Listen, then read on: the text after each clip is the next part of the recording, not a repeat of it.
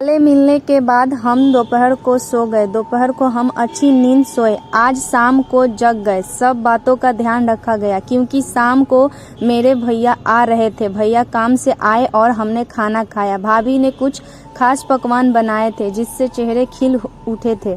वहाँ का पूरा माहौल खुशियों से भरा हुआ था। भाभी ने मेरे भाई के लिए बिस्तर नीचे हॉल में लगा दिया। उसके बाद मैं भाभी के साथ बिस्तर पर सो गया क्योंकि हम दोपहर में अच्छी नींद लेते थे, इसलिए हमें रात में नींद नहीं आती थी। रात के 1 बजे थे फिर भी मुझे नींद नहीं आ रही थी। भाभी एक करवट से दूसरे करवट पर सो रही थी लेकिन उन्हें भी नींद नहीं आ रही थी। कमरे में एक छोटा सा ब्लू बॉल जल रहा था और उसके कमरे अंधेरे में डूबे हुए थे।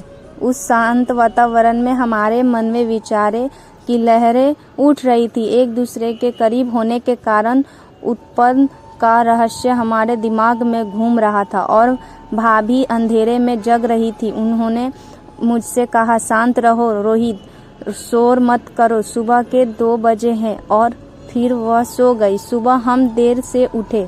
भाई जगाने आए और बोले, जल्दी उठो, मैं काम पर जा रहा हूँ। हम उनके आवाज़ सुनकर जग गए और कुछ ही देर में नहाकर फ्रेश हो गए। भाभी ने मेरे लिए कुछ खास व्यंजन बनाए थे ताकि हमारे दिन की शुरुआत अच्छी हो। मेरे मनपसंद भोजन ने एक नए महक रसोई में एक विशेष माहौल बना दिया और वह मुस्कुराकर मुझसे बोली, चलो अब नाश्ता कर लो।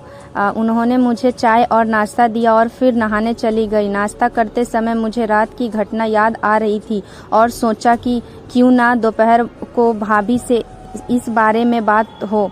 तभी भाभी ने मुझसे अपने कपड़े देने के लिए बुलाया। मैं उनके पास कपड़े ले गया और हमेशा की तरह दरवाजे की तरफ से उनको कपड़े बदलते हुए देखा। नहाने के बाद भाभी खाना बना रही थी। मैं उनसे पूछा, भाभी खाना हुआ क्या? उन्होंने जवाब दिया, हाँ थोड़ा सा बाकी है। फिर हमने खाना खाया और आराम करने के लिए बिस्तर पर चले गए। मैं और भाभी एक ही चादर में सो गए। उन्होंने मुझे गले लगाया, मैंने भी उन्हें कसकर गले लगाया। मैंने भाभी की तरफ से देखा और कहा, क्या मैं एक बात पूछ सकता हूँ? उन्होंने कहा, क्यों नहीं, पूछो। मैं कहा, भाभी रात को पति पत्नी क्या करते हैं? भाभी ने मुस्कुराया जवाब दिया, कुछ नहीं कर। फिर भी बोली, पति पत्नी जो करते हैं वही करते हैं। जब तुम बड़े हो जाओगे या शादी कर लोगे तब तुम्हें समझ आएगा, लेकिन फिर भी तुम्हें बताती हूँ, पति और पत्नी वही करते हैं जो जानवर करते हैं। उस दिन कुत्ता और कुतिया जो कर रहे थे वैसे ही पति पत्नी करते हैं। मैंने उनसे पूछा, अरे भाभी यह क्या सिर्फ पति पत्नी के लिए है? उन्होंने जवाब दिया, नहीं, कोई भी कर सकता है, लेकिन इसे निजी रखना महत्वपूर्ण है। यह एक रहस्य है, अगर किसी को पता चल गया तो बड़ी बदनामी हो सकती है। मैंने थोड़ा आश्चर्य से पूछा, क्या ऐसा हम लोग कर सकते हैं? भाभी ने मुस्कुरा दिया। उसके बाद मैं बातों को बदलते हुए कहा, भाभी क्या हम आज कोई नई चीज कर सकते हैं, क्योंकि आज मुझे नींद नहीं आ रही है। तो वह मुस्कुराकर बोली, कोई बात नहीं, चलो ऐसे ही लेटे रहते हैं।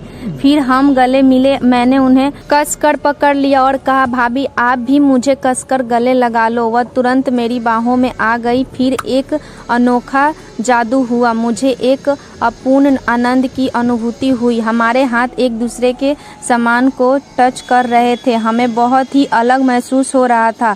हम एक दूसरे की बाहों में खो गए। भाभी पूरा जोश में आ रही थी। मेरा साथी खड़ा हो रहा था और मुझे बाथरूम जाना था। मैंने भाभी से कहा, भाभी मुझे बाथरूम जाना है। उन्होंने भी मुझे कहा, चलो मुझे भी जाना है। हम दोनों एक साथ बाथरूम गए। फिर मैंने मन में ठान लिया कि भाभी को अपने साथी के दर्शन कराऊंगा। भाभी बाथरूम में जाकर बाहर आई और फिर मैं अंदर चला गया और भाभी से बोला, मेरे संवेदनशील जगह पर थोड़ा दर्द हो रहा है। उन्होंने कहा, क्या हुआ? मैंने कहा, जगह बहुत टाइट है। वह बोली, ठीक है दिखाओ।